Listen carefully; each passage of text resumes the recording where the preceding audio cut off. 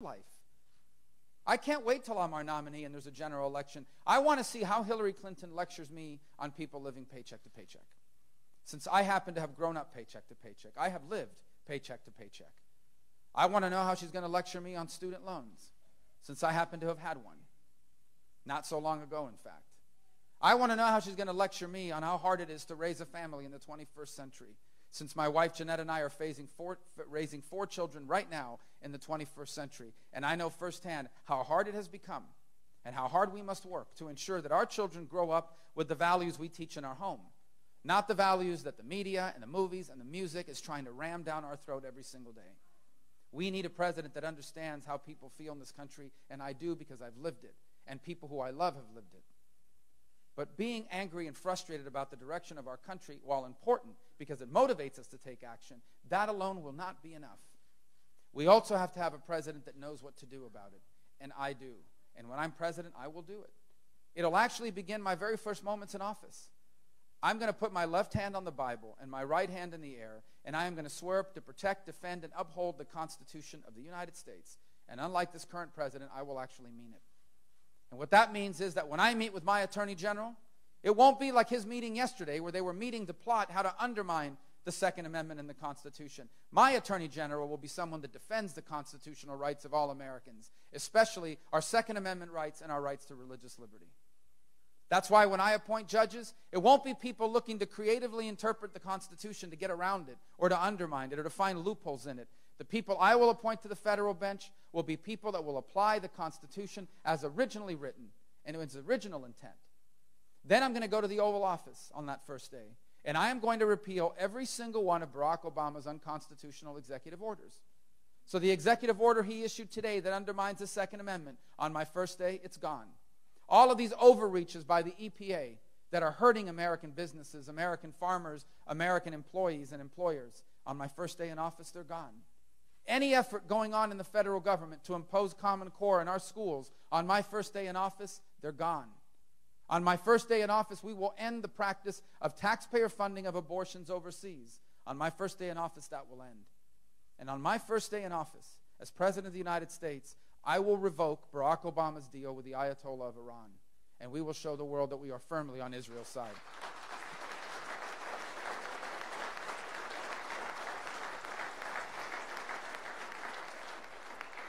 There are some systemic issues in Washington that need to be addressed, and it will never happen in Congress.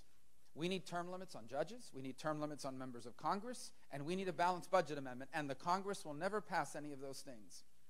The good news is that the framers of our Constitution were geniuses, literally, and they all happened to live in the same place at the same time. And they left us an extraordinary document, the Constitution, and they provided us a mechanism where the people could take control of their government if the government got out of control. And so in Article 5 of the Constitution, there is a provision that allows the states, the people acting through the states, to call a limited constitutional convention. Not to open it up to undermine the First Amendment or the Second Amendment, but to do very detailed things. And that's what's happening.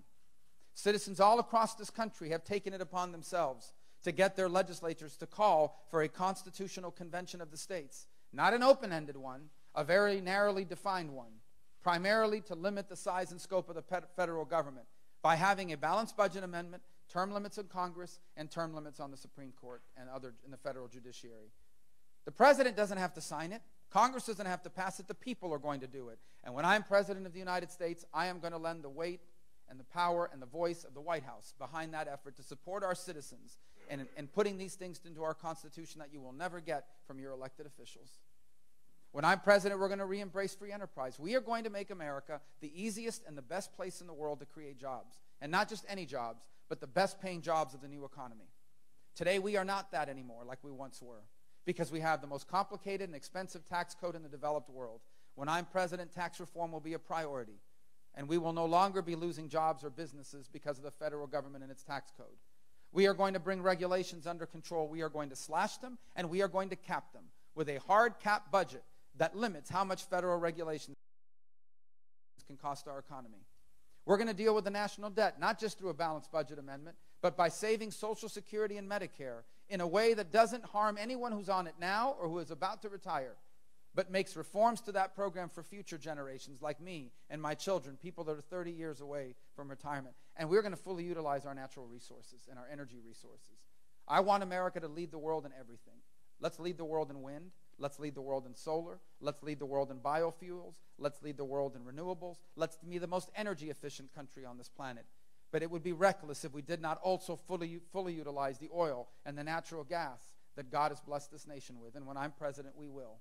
And it will help bring manufacturing back to America in the process. Everybody running for president is against Obamacare, as a Republican anyway. I'm the only one running for president that's ever done anything meaningful about it. In 2009, the big insurance companies cut a deal with Harry Reid, Nancy Pelosi, and Barack Obama. And the deal was they would support Obamacare if they created a taxpayer-funded bailout fund, so that if they lost money in Obamacare, you, the taxpayers, would bail out the insurance companies. Well, in 2014, we wiped out that bailout fund. We saved the taxpayers $2 billion. Some people are saying that because the bailout fund is gone, Obamacare may collapse. Well, I certainly hope so. But whether it does or doesn't, when I am president of the United States, Obamacare is coming to an end. We will repeal it, and we will replace it, and we will put you in charge of your own health care decisions, not the government.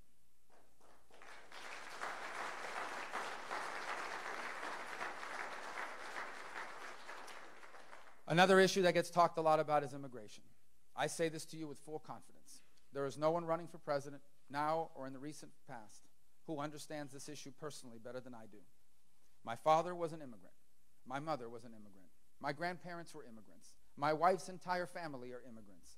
I grew up in a community of immigrants, and I still live in a community made up primarily and a majority of immigrants or first generation. I know every aspect of this issue. I know the good, I know the bad, and I know the ugly. And I know three things about it today. Number one, this is a different issue than we had just a couple years ago. The debate about immigration used to be about what do you do with someone who's in this country illegally but is here to work hard and make a better future for their family, and that's still happening. But today, first and foremost, this is an issue about national security, because we now have radical jihadist groups that are openly and, quite frankly, in a very sophisticated way, utilizing our immigration problems to try to get people into the United States. They're utilizing our legal immigration system. They're trying to figure out how to get people here on visas as doctors, on visas as students, on visas as business owners. They also understand that our southern border is insecure, and they're trying to figure out ways to sneak people across that border again. This is not speculation. This is fact.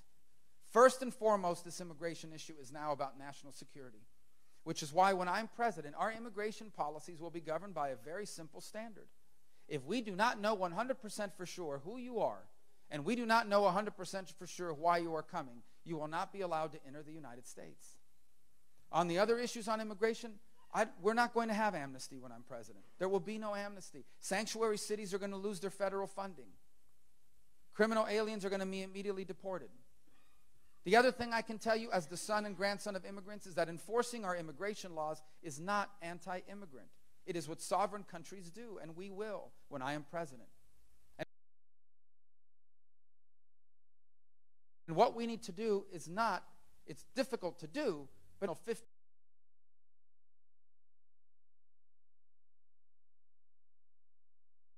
to 20,000 new Border Patrol agents trained and deployed. It takes at least $3.5 to $4.5 billion of new technologies, sensors and cameras on key sectors of the border to see people crossing before they do. It takes a mandatory e-verify system so that people stop coming because there's jobs available for those who enter illegally. It takes a biometric entry-exit tracking system to prevent visa overstays, because that's almost half the problem, is people that enter legally and overstay visas. If you do these things, we will bring illegal immigration under control. But they've been talking about it for 30 years. Some of it will be the focus of immigration from now on. But that is also why this election has a national security election. The most important title a president has is commander-in-chief. The most important obligation they have is keeping our nation and our people safe. Now, it is easy to talk tough on immigration. It's easy to go around saying you're going to kill all the terrorists, you're going to carpet bomb them, you're going to make the sands in the Middle East glow in the dark. It's easy to say that, but talk is cheap. You can't bomb the terrorists if you don't have the intelligence to know where they're hiding. And you can't carpet bomb them if you don't have the bombs or airplanes to do it. And I hope everyone understands where we are today when it comes to national defense. We are undergoing such dramatic budget cuts against our military that we are soon going to have the smallest army we have had since the Second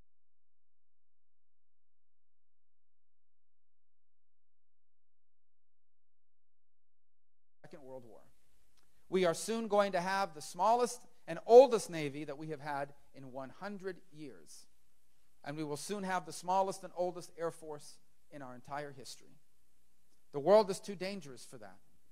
And so my number one priority as president when it comes to national security is we will rebuild the U.S. military, because the world is a safer and a better place when America is the strongest military power in the world. The second thing we're going to do when I'm president is we're going to rebuild our intelligence programs. We can have intelligence programs that work without violating the civil liberties of Americans. But we live in a dangerous world where people who are plotting against us are using sophisticated methods of communication. They don't use carrier pigeons. They use encrypted communication. And they are hiding information from us and carrying out plots both within the United States and abroad against us. We need to know who they are and where they are before they strike. And when I'm president, I won't just rebuild our intelligence capabilities, we will expand them. The third thing is we are going to have a real war on terror when I'm president, not a rhetorical war, a real war, which means the best intelligence services in the world are going to find where the terrorists are organizing. The most capable military in the world is going to destroy them, and if we capture them alive, they are going to get a one-way ticket to Guantanamo Bay, where we are going to find out everything they know about these plots, past, present, or future. And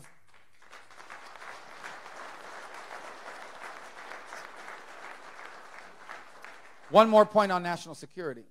National security is also about taking care of our veterans, about taking care of those who took care of us. And we are failing in that endeavor as well. We have record numbers of homelessness among our veterans, mental illness that goes undiagnosed and untreated, difficulties reintegrating back into society and into the workforce, and a VA system that's failing them.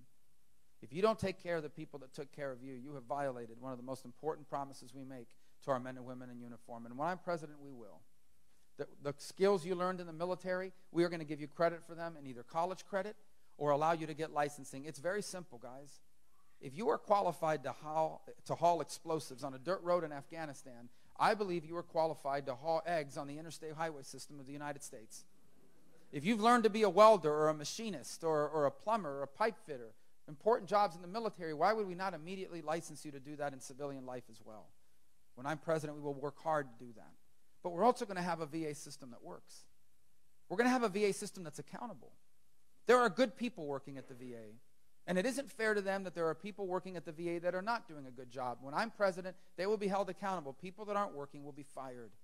And the second thing is that the VA benefits are not going to belong to the government. They're going to belong to our veterans.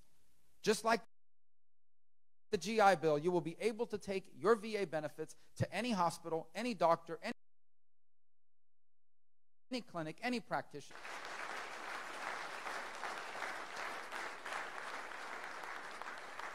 In a moment, we're going to get to your questions. We have two young people here. If you hold up your hands, this young lady and this young man with microphones, and they're going to take your questions, and I'm going to answer them.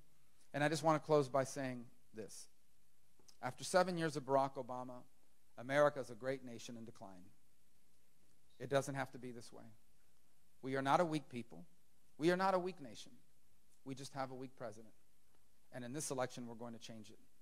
This is why we cannot afford for Hillary Clinton to win. America cannot afford 4 more years like the last 7. By the way, this is why she lies about my record and has spent her and her associated groups so much time attacking me. She doesn't want to run against me. They've told people they don't want to run against me, but I can't wait to run against her. This is why we...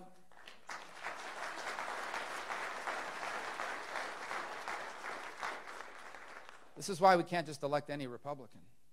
Can't just elect any Republican. This election is not just a choice between 2 political parties. At its core, this election is a generational choice. It is a referendum on our identity as a nation and as a people. And the choice before us is this. Are you prepared to do what it takes to make America as great as it's ever been? Or are you prepared to be the first generation that leaves their kids worse off than themselves? Those are the only 2 choices before us. And the path we are on right now will leave us as the first Americans ever that leave their children worse off than themselves.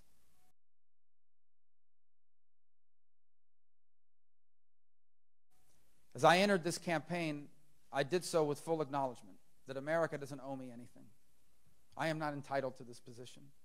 I am not entitled to be a senator, and I'm not entitled to be president. That's something that needs to be earned. But I can tell you that while America owes me nothing, I have a debt to America I will never fully repay. This isn't just the country I was born in. This is the nation that literally changed the history of my family. This is the country where a couple from Cuba in 1956, with no education, limited education, no money, and no command of the English language at the time, were able to come here and build a new life. And they were never rich or famous, but they owned a home in a good neighborhood. They retired with dignity, and they were able to leave all four of their children better off than themselves. And they achieved all of that working as a bartender and as a maid at a hotel. This is an extraordinary country. The only place on earth where their story and mine would be possible. And why is it so special? Was it an accident? No. Did it happen on its own? No. America's a great country because for over 200 years, each generation before us did what they needed to do. For over 200 years, each generation confronted their challenges and embraced their opportunities. And because they did, for over 200 years, we've been an exceptional country. Now the time has come for this generation to do its part. And if I'm elected President of the United States, or I should say when you help elect me President of the United States, we will. We will embrace everything that makes America special. We will confront our challenges and embrace our opportunities. And in doing so, we're not just going to save the American dream. We are going to expand it to reach more people and change more lives than ever before. And when the history of our time is written, it will say that this generation was the authors of the greatest chapter in the amazing story of America. And the 21st century wasn't just as good as the 20th century, it was better. It was a new American century. I hope that I can earn your support. I can't wait to answer your questions. Thank you.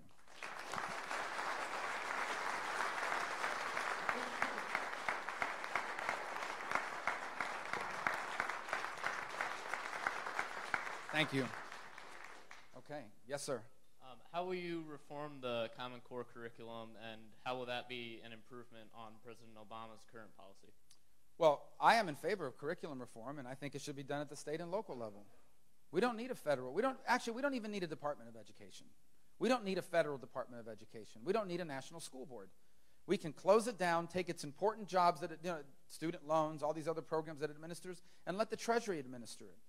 And then leave local districts to make decisions about curriculum. When I was the Speaker of the Florida House, we made improvements to Florida's curriculum, but we did it at the state and local level. Why is that a better approach? Number one, because the Constitution doesn't give the federal government the power over education. And number two, because you're going to get better decisions at the local level. Because if you guys have a problem with the schools, you're going to have a lot more access to a principal, a school board member, or a state legislator than you're ever going to have access to an unelected bureaucrat at the Department of Education. So I am in favor of curriculum reform. I encourage the states and local communities to pursue it. But unlike this president, we may not even have a Department of Education. And we are certainly not going to have one that is imposing Common Core on local districts across this country.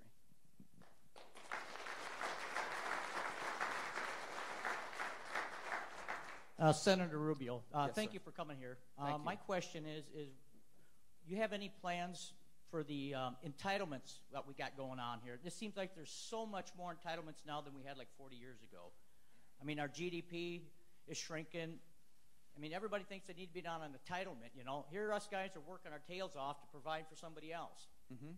Yeah. Is there any action plans, any, like my plan is probably a lot different than probably a lot of them. To me, I'd like to be starting to cut everybody off about 10, 20% a year till they have to go find a job instead of us people working for somebody that could get off their butts and find a job. Yes, sir.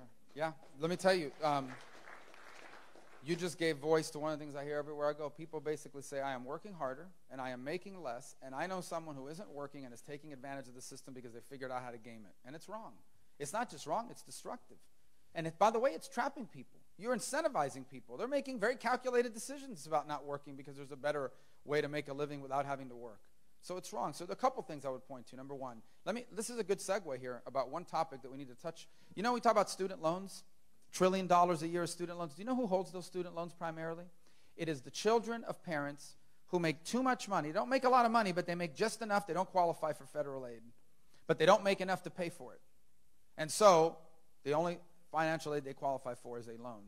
And you could say, yeah, go find a job, but then they'd have to work full-time and go to school part-time. Because it's not just tuition. If there are students here, they can tell you, it's not just tuition. It's also books, potentially board if you're not a commuter student.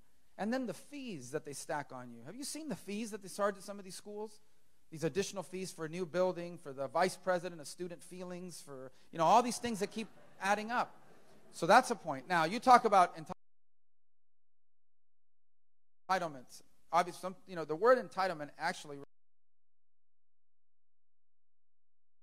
refers to, and I know people don't like when they use this term, we pay you back this amount. You're talking about the safety net, the American safety net, which I believe in a safety net, not as a way of life, not as a way of life. The safety net exists for two purposes. Number one, to take care of people who truly cannot take care of themselves, someone who is permanently disabled, someone who just cannot work. And number two, it exists to take care of those who have come upon tough times until they get back on their feet and become independent of government. Our safety net programs are a failure because they do not cure poverty. Our safety net program does not cure poverty. It helps alleviate the pain of poverty, but it doesn't cure poverty. It would be like breaking your arm and being given a lifetime supply of painkillers. You would look at the doctor like, you're not going to fix my arm? No, we're just going to make you deal with the pain. That is what's happened with our safety net programs. Here's what I want to do. I want to put all of our anti-poverty money into what's called the Flex Fund, and I want to block grant it back down to the states and local communities so they can design innovative and creative programs that cure poverty. And what is the only cure for poverty? A good-paying job. That's why the only condition for receiving this money will be if you are receiving federal assistance or you are receiving anti-poverty assistance, you must either be working or you must be going to school so that you can go find a job and never again rely on government. And it's not an open-ended program. It will have a date certain in which it ends. You will have X number of years to finish going to school, or you will have to be working and we'll make up the difference. But we have to put an end to this program where we are paying people not to work because it isn't good for them and it isn't fair to you and it's bad for the United States of America. And that will end when I'm president.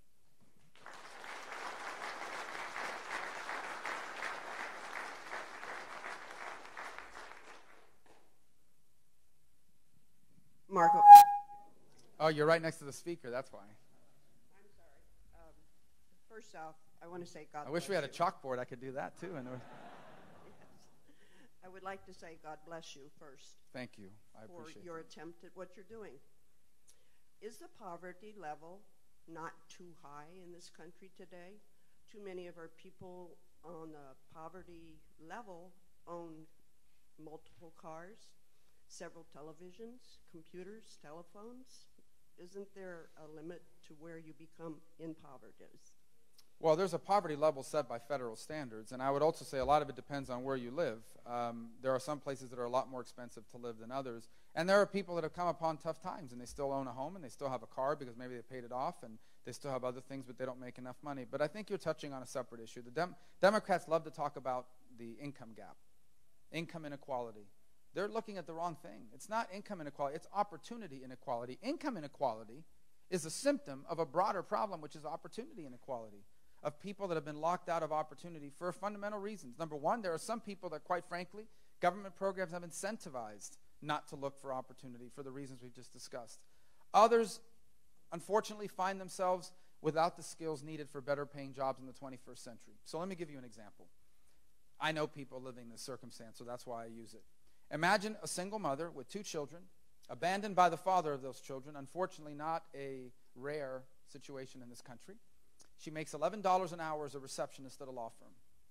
As long as she is a receptionist, she's never really going to get a big raise. That job pays what it pays. And so she'll always kind of live on the edge, especially as life gets more expensive. But if she could become a paralegal, she could make $55,000 a year. But to become a paralegal, you have to do what? To go back to school. But how's she going to go back to school? She wakes up at 6 in the morning, makes the kids breakfast, and drops them off, rushes to work, works until about 5:30, and then has to hurry to pick them up from aftercare because you know what happens if you get late to aftercare? They charge you the late fee. Okay, it's happened. So then you bring them home. You've got to make them dinner. You've got to make sure they've done their homework because you don't want them to have a future better than your own. And then you put them to bed, and it's 11 o'clock, and you are exhausted. And you have to do that every day, 5 days a week. When is she going to go back to school? And she can't because the system that's in place now is outdated. It's broken. It's too expensive. But imagine if there was another system available to her. A system that gave her credit for what she's already learned on her own through years of work experience, military experience, life experience, stuff she's learned on her own through free online coursework, and then allowed her to finish the rest of what she needs to learn through a variety of different sources, not just in one school, but what it's called competency-based learning. If we could create programs like that or openings for programs like that, you could open the door to opportunity for millions of people who today are locked out. Who stands in the way of it?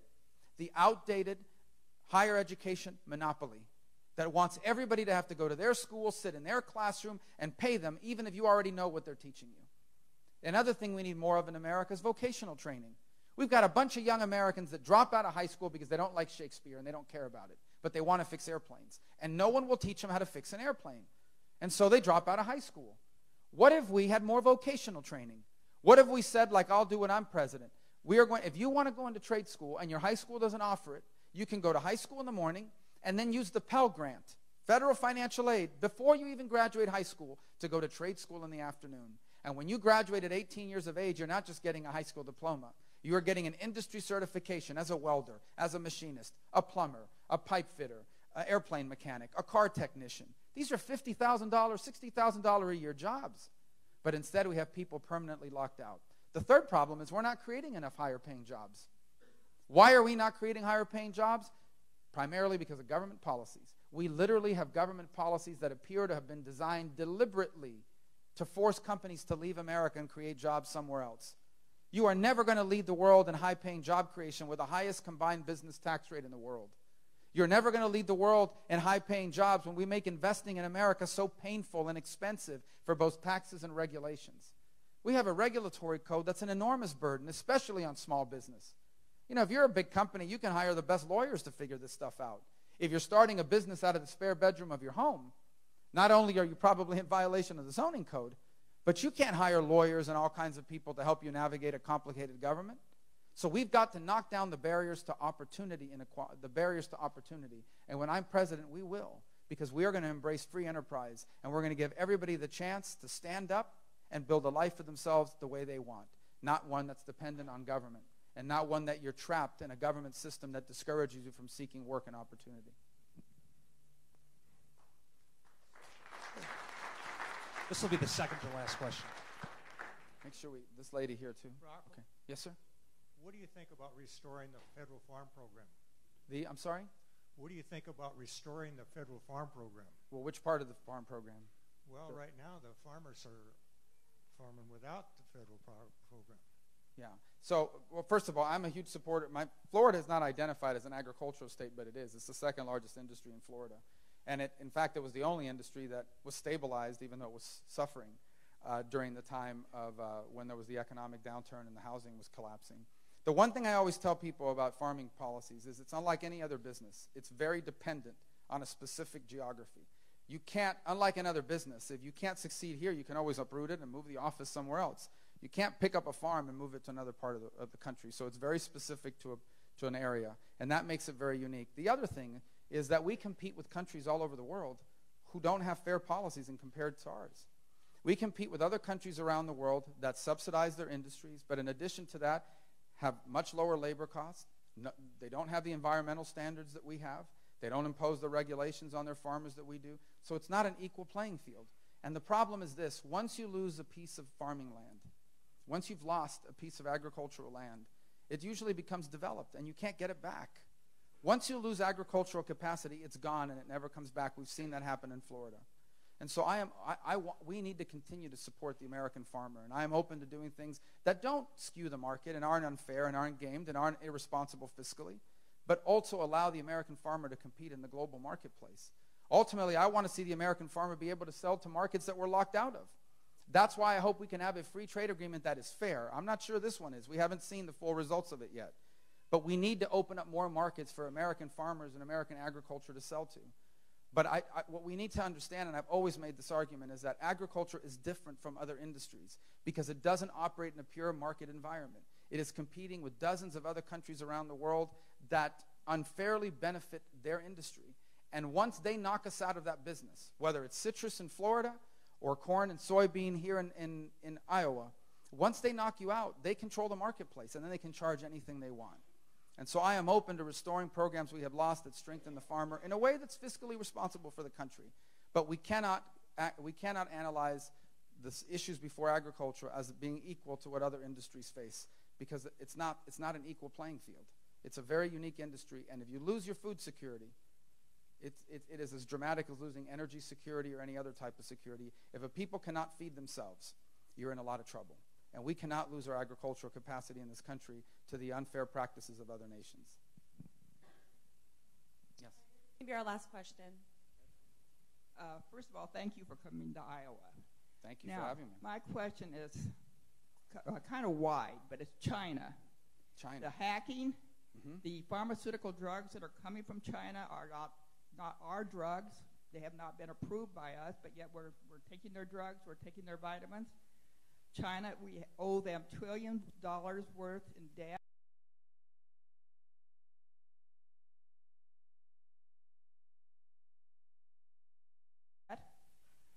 What are you going to do about China? Define much of what happens in the world in the 21st century. They are a large country. They are obviously growing in influence, and we hope that their rise is peaceful. And we have no quarrel with the Chinese people. The Chinese government, unfortunately, appears to be more interested in the safety, security, and prosperity of the Chinese Communist Party than they are of China itself. As a result, they have conducted the largest theft of intellectual property in the history of the world. One of the largest wealth transfers in human history has occurred in all of the secrets that Chinese hackers have stolen from American businesses and the American defense sector. And that's why this country needs a comprehensive cyber strategy that makes very clear what the response will be to these sorts of attacks. Very clear rules of engagement. We remain the most capable cyber power in the world, but we have no clear rules of engagement or what crosses the line. And so there needs to be a very clear cyber policy. And as President of the United States, one of the first things I'll work on when it comes to cyber is creating a very clearly defined cyber policy so that nation states know that certain kind of attacks will meet with certain kind of response. That's the first. The second is military capability. The Chinese are actively trying to take over the South China Sea. Between 30 and 40% of global commerce goes through the South China Sea. And they are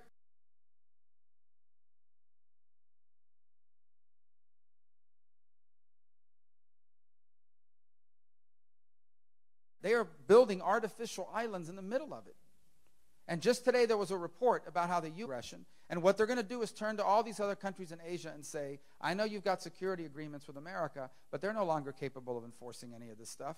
You might as well fold under the new world order that China now controls. That's what their aim is in that region. We cannot allow that to happen. This nation is a Pacific nation too. We have real economic and security interests in the region, and we need to work with our partners like South Korea and Japan and others to ensure that we have a strong military coalition that acts as a counterbalance to Chinese aggression. The third is the issue of China's role in the world. And China, the Chinese government's attitude is we didn't write the rules of economic engagement that the world now operates under, and so we therefore don't need to abide by it. And so what you see today are American companies. You go to China and you build something, and within a year, they are making the exact same thing you've made because they reverse engineer it and then they kick you out. These unfair practices cannot continue. There needs to be consequences for that. And the main consequence should be allowing our economy to fairly compete again. We are holding our businesses back. It seems like in our own fiscal policies, we are deliberately undermining the ability of our businesses to compete with what China's doing against us. Energy is a perfect example. If we fully utilize our energy resources, energy costs in America are going to be substantially lower than in China or any other country in the world, which means U.S. manufacturing, since energy is one of the highest overhead costs of manufacturing could return back to the United States because what you're saving in energy more than offsets the labor differential. And the American worker is more productive than the Chinese worker. So that's why we need the best antidote to what China's doing is a strong America. Now let me be clear, I don't want us to have an adversarial relationship with China. They're an important country. But ultimately, it's their leaders that are going to decide the direction they take, and I hope it's a peaceful direction. And here's the last point about China. Unlike this president, I will not be silent about the abuses of human rights. I have been vocal and open about forced abortions in China, about the one-child policy, about the repression of religious liberties in that country. And that's why I've said that when I'm President of the United States, at my inauguration, I will invite democracy and human rights activists and dissidents from all over the world, including from China, as a clear message that the United States stands on the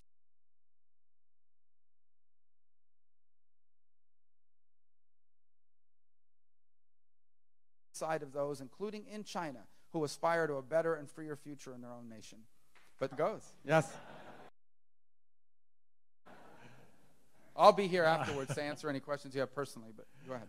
Well, I'm as concerned about the bureaucracy that takes a law or a court ruling and redefines it, makes it, enforces something not quite what was intended.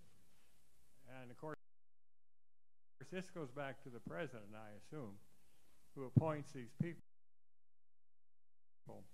And also, is it necessary that when a government subsidizes to some degree a private organization or service that's doing a wonderful, worthwhile job, and yet they subsidize it and then they become in control and change it? Does help necessarily mean to something worthwhile that So the government assumes the control? What, do you have a specific group in mind, or? Well, yes.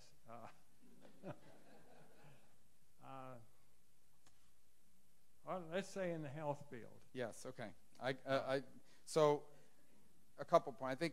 I think what you're alluding to are groups around this country, for example, who participate in government contracts or government programs but are religiously based or religiously inspired groups, and are now being asked to violate their conscience if they want to continue to be a contractor for the government. I think that's wrong, especially if it's a group that, even though it's maybe doesn't owned by a church, is religiously inspired or spiritually inspired in its mission.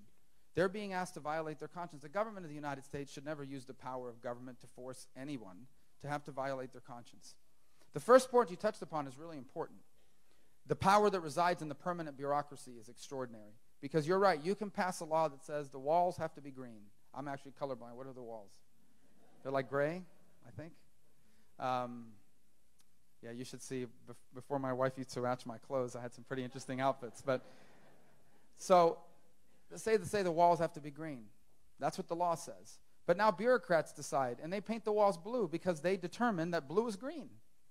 That's a exaggeration, but my point is that that's what happened. That's the power of the bureaucracy. And the attitude of the federal bureaucracy is, we have been here long before you, and we will be here long after you. We have seen presidents come and go, senators come and go, congressmen come and go. We've seen Secretary of States come and go, secretaries of defense come and go. We have been here before you. We will be here long after you. And that's why it's so critical that you appoint people to these positions that have strong leadership personalities and characteristics, because they can quickly become captive to the bureaucracy. You see it primarily at the State Department, but in other agencies as well. Look at what's happened at the VA. The president nominated a good person to run that agency, but it is so entrenched, he cannot turn it around. The same is happening at the Department of State. John Kerry has become captive to the foreign service elements that have been there for such a long time. And these are not bad people. They're good. We have very good people in our foreign service.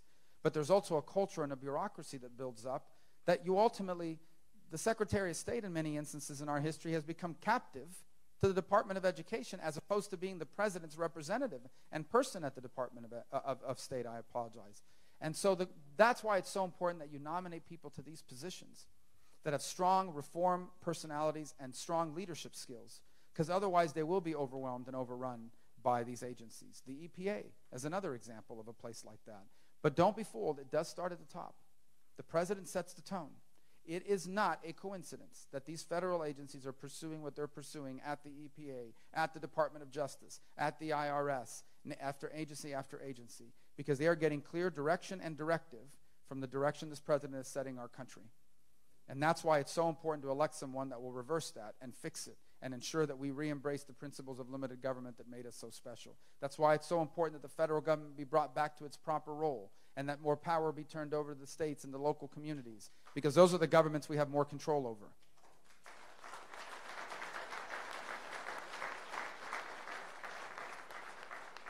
And I'm committed to doing that, because I think that when the federal government does what it's not supposed to be doing, it cannot do what it's supposed to be doing well.